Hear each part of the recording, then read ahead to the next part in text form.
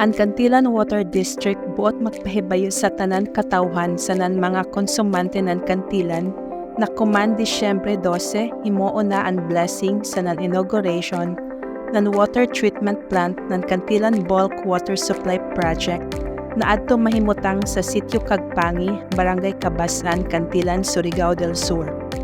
Ini na proyekto taghimo para makaamgo ang ato lungsod sa nan katawhan ng malungtaron, kasaligan og mas malimpyo na tubig.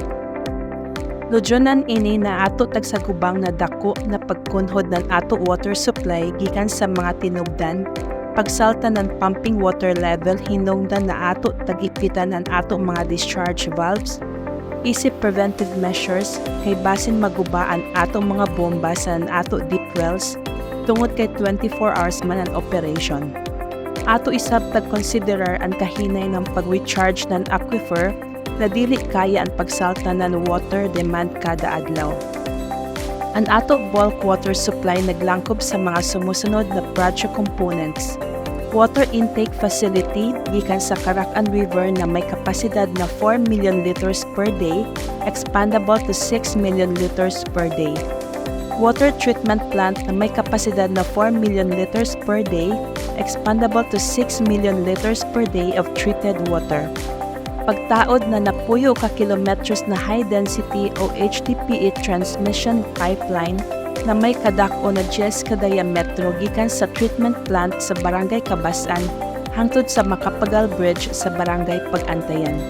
Construction ng 100 ka kubiko na tangke na jaon dapit sa ato public market. Mga booster pumps, standby power and power supply stations sa nan-iban pa na mga kagamitan para masiguro ang kalimpyo o kakusog sa ato tubig.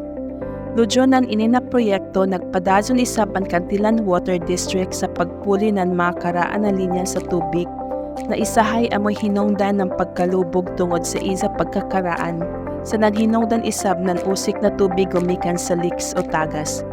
Paningkamutan namo na dali matapos ini na proyekto para masugdan na ang pagsupply ng tubig nagikan sa ato bulk water supply project. Ang tubig kinabuhi, ato sigurohon og panalipdan. Kantilan Water District.